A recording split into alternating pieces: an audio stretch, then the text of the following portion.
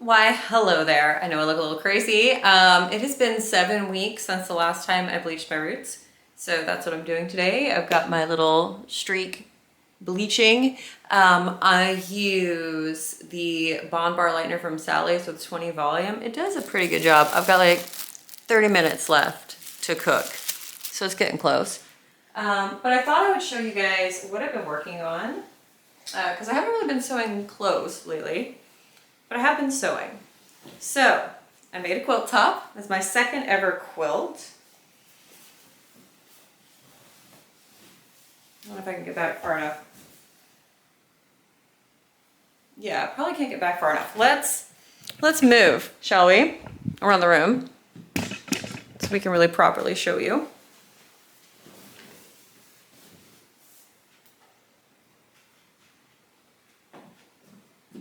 There we go.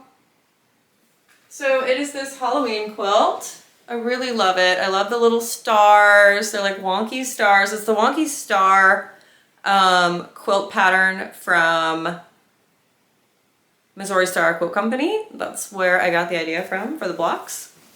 And it's just got all these really fun Halloween fabrics. And then it's got mixed with it some 1930s fabrics, like this green one is a 30s fabric. And the back has two large stars and this cute bat fabric. So I love this. Look, there's like little cat, there's spooky cats, there's all kinds of stuff. So I've been quilting this by hand, which has taken quite some time.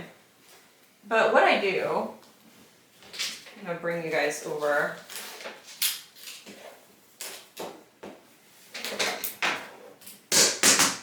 And I'm gonna drop the thread on the floor. All right, so what I've been doing, here's the quilt. I've got this is a Mako Aurifil thread in the color gray 30. And I got these coffin templates on Amazon. I have like a bunch of different sizes. This is the 6-inch coffin. And what I've been doing is it's gonna be hard for you guys to see because this thread just disappears into my quilt, but I've been tracing with chalk the coffins onto the quilt and then sewing them with the gray thread through all the layers. And that is how I'm hand quilting this quilt. This is my second quilt I've ever made, second quilt I've ever hand quilted. This is not my favorite part of this process. I really like piecing, but I'm not as big at actual quilting. But I really love this quilt and I want it in my life. And so it's been worth it to do the thing that I find less fun to get a quilt that I think I will love and cherish and that my family will enjoy. So that is my progress. I have about three more rows of coffins on this side and then like 3 more on the other side because I kind of started in the middle. But that is what I'm up to. I'm not going to show you guys my actual process of doing it because I'm not good at this. I'm a beginner. But that is one of the big projects I'm working on and it has made me so happy. So I will definitely update you guys when this bad boy is done so you can see it because this has been quite the undertaking. Hey guys, my hair is wet, but I've got a quick update. So my roots got yellow. This is about a level 8. Could have left it longer, but I try to bleach for the least amount of time I can. I have K18 on my hair, and once my hair has dried, I will put my color on. I'm trying to decide between a blue-green or a green-blue. I know I want something like in the teal range. I just don't know if it's gonna be more green or more blue. I could go more green because that's kind of my default. You guys know I had Enchanted Forest for a while, like for like a year. So I might do that again. I know I want to do it for Halloween. I feel like I have green hair every year for Halloween. So, but it's only July. I've got some time. Anyway, that is what it did. And this was very fast. This was like 40 minutes. And it was this color. So loving that. We do have, if we want to really unpack it, we got a little banding because we waited a little too long, but it'll cover. It'll be fine. I'm not caring about it. So that's what's going on. I will update you guys when I have something else to talk about. Hey guys, I am back. So I ended up using Manic Panic, Enchanted Forest, and Mermaid. And it came out this really nice, like kind of teal green color. I've got some banding in my roots, but that's what you get for waiting more than half an inch of regrowth. And then I did not do anything, I didn't bleach or retouch the brown parts of my hair, which were dyed with a demi-permanent color. So as you may be able to see, that is some of my real hair color, which is very great. So I ended up putting overtone extreme silver over the rest of my hair, and it kind of just cooled it off so it looks more like black. And I'm down with that because I didn't want like the super warm fading out brown with the teal, but I'm really pleased with it. I always like Enchanted Forest. It's just a color that makes me happy. I thought I would show you guys something I've been knitting. I haven't talked about knitting in a while, but I am still doing it. So I am making another Hetty cardigan. The Hetty cardigan is a pattern by Andy Satterlin. Andy is on her Patreon slowly re-releasing all her knitting patterns. So eventually the Hetty will be out and you guys can make your own, because this is a sweater I get asked about a lot. So it's a top-down sweater with set-in sleeves, knit all in one piece. This is Cascade 220 Superwash yarn in the color gray. And I almost never knit with like neutrals like this, but I thought it might be nice to have this in my wardrobe. So this is the color. Hetty is a little scoop neck sweater with this beautiful lace detail. That's very easy to memorize, very easy to knit. Here is Hetty. As far as I've gotten, this is the sleeve, which is getting quite far. And yeah, this one is a little more snug than I expected. I'm not sure what's up with that, but I think it's fine. So that's what I'm working on knitting wise. Like I said, when I block it, it'll grow a little bit because it's superwash. But yeah, and I think that is going to be a nice staple to just have in my wardrobe. So there's that. As far as sewing is going, I'm not really doing any right now. And it's not that I don't want to, it's that I kind of have analysis paralysis. I just don't know what the next thing I want to make is. And so I'm kind of struggling to get inspiration to cut things out because I'm like not sure what I'm in the mood to do. Hello friends, I am back in the sewing room. It's rather late in the afternoon, evening. So I'm not going to actually start this project now, but I wanted to talk you guys through what I think my next steps for sewing are going to be. But first, I'm going to show you two things that have found their way into my sewing room, been added to my little decor situation over here. So first of all, I ordered a blonde wig on Amazon. It's this ridiculous finger wave wig, but I thought I could use it for some of my upcoming Halloween costuming that I'm gonna do this spooky season, and also just random makeup looks. And instead of getting a blonde wig, I got this. This is a dinosaur. It's a T-Rex. Her name is Gladys, and she lives in the sewing room now. So basically I contacted Amazon and I was like, this is not a wig. And they said, just keep the dinosaur, we'll send you another wig. So this is Gladys. Isn't she pretty? I love her. So she lives here. And then Warhammer, the Warhammer store, had this Skaven assassin. So he's basically a little rat with a dagger and a poison-tipped armored tail. And he is so squishy and soft and lovable. And his name is Mortimer. Because he's an assassin. So his name shortens to Mort. Yeah, I know. I'm a cheese ball. Anyway. But this is what we're talking about today. So this is my test of the Kelly dress. And this is by Forget Me Not Patterns. And I actually contacted the creator, the designer, and got their input on my pattern fit. And she emailed me back like almost right away. It was incredible. She was amazing. So big shout out to her and Forget Me Not Patterns, because so far my experience has been incredible. Now, this has a really cool detail where there's like these V inset pieces in the front and back. I'm going to show you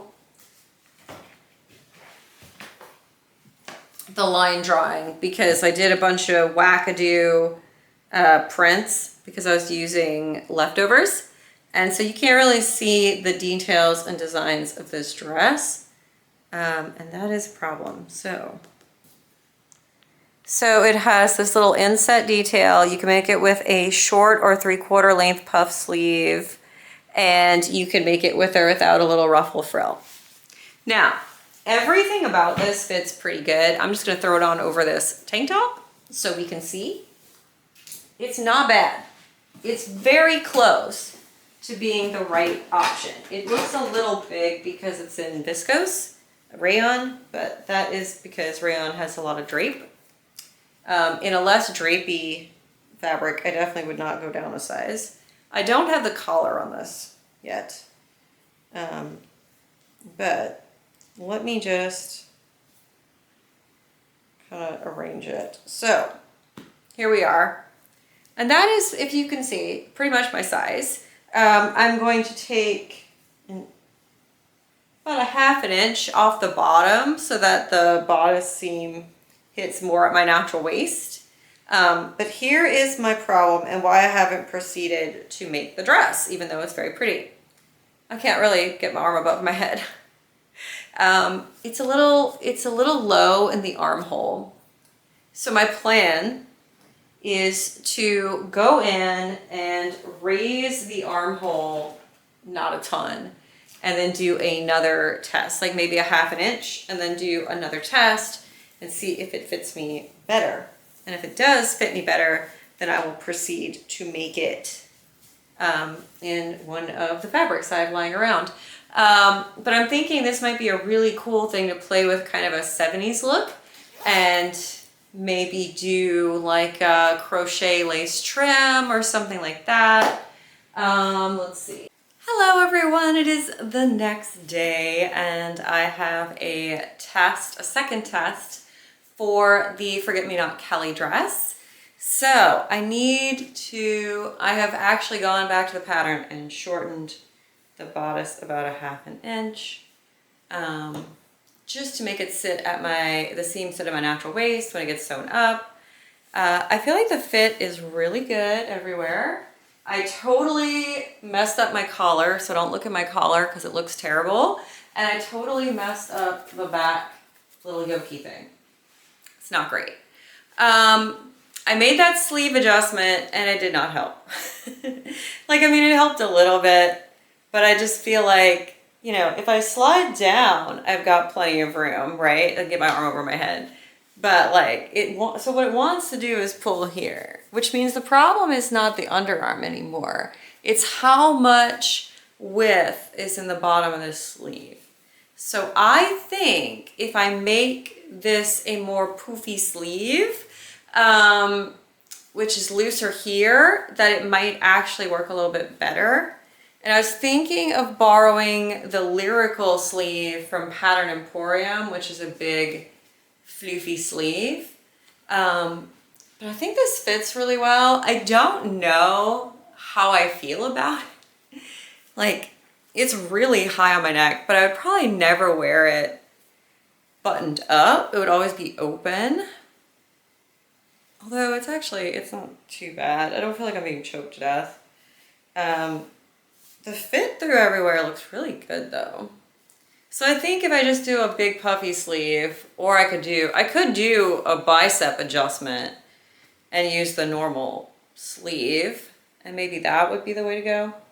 Hi everyone. So I went and took the sleeve off of this side and I made an alteration. So I took the original sleeve, and instead of it going in like it did before, it went out to create a kind of mini bishop sleeve.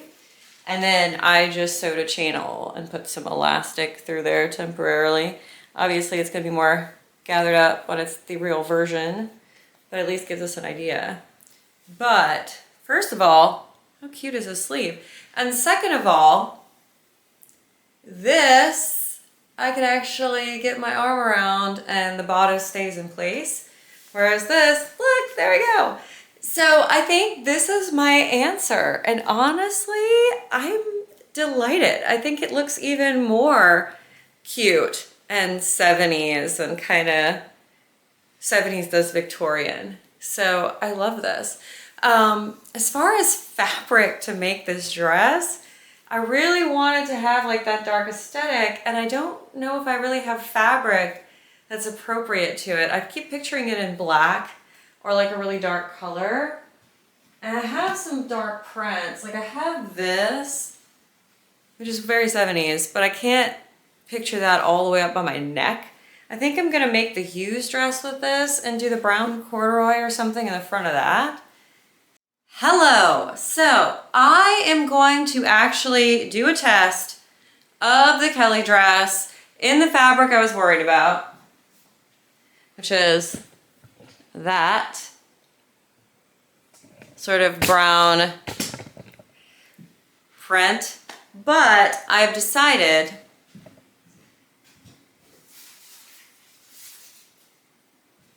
to do the collar and the yokes out of this black cotton voile, which I think is going to be really interesting. It's soft and it's going to be see-through, but black.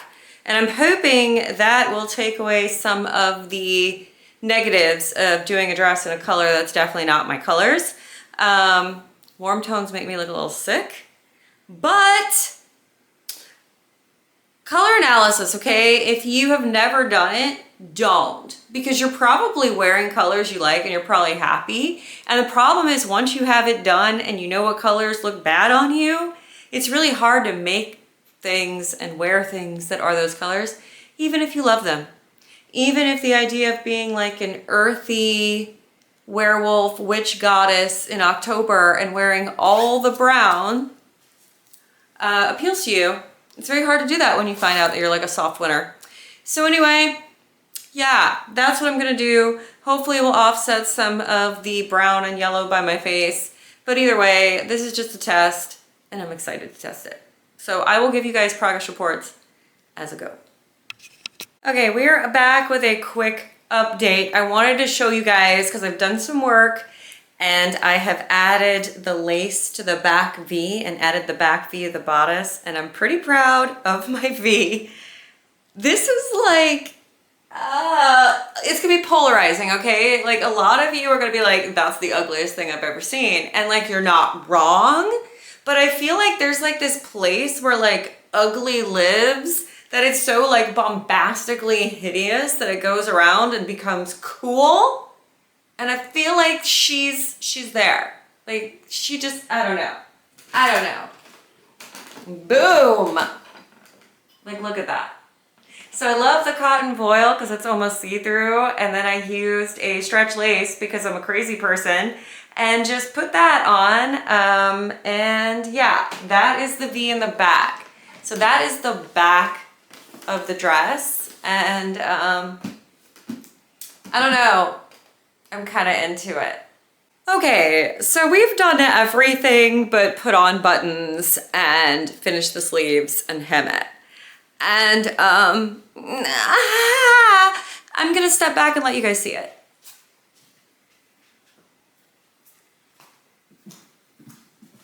Let's, you know.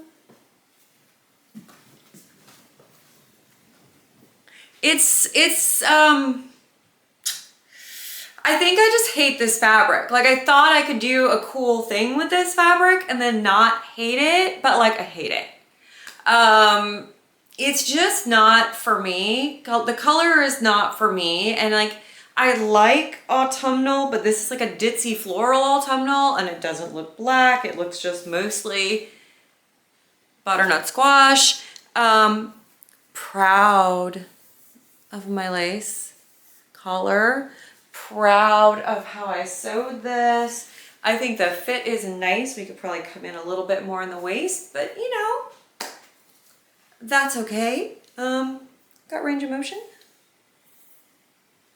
But I don't know. I feel like a 1700s school marm. I feel like I should be teaching your kids to churn butter in 1780. I feel like, you know, I'm on the Oregon Trail and we're all gonna die of dysentery. Like, I like the 1700s country aspect. I just think it all needs to be like black or like a dark color for me to feel good in it, because this doesn't feel good to me.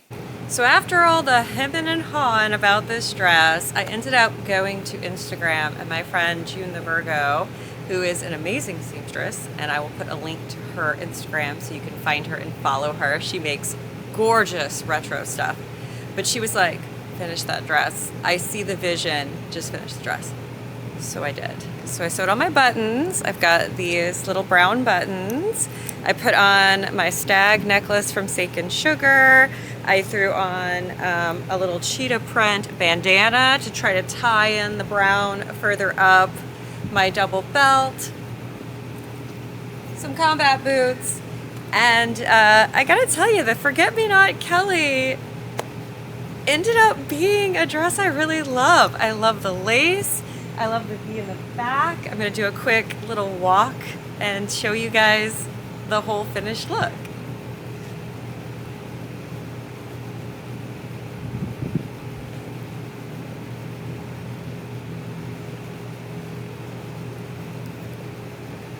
I feel very autumnal. I love my sleeves being a little poofy. I made them a little shorter, and I just love everything about this dress.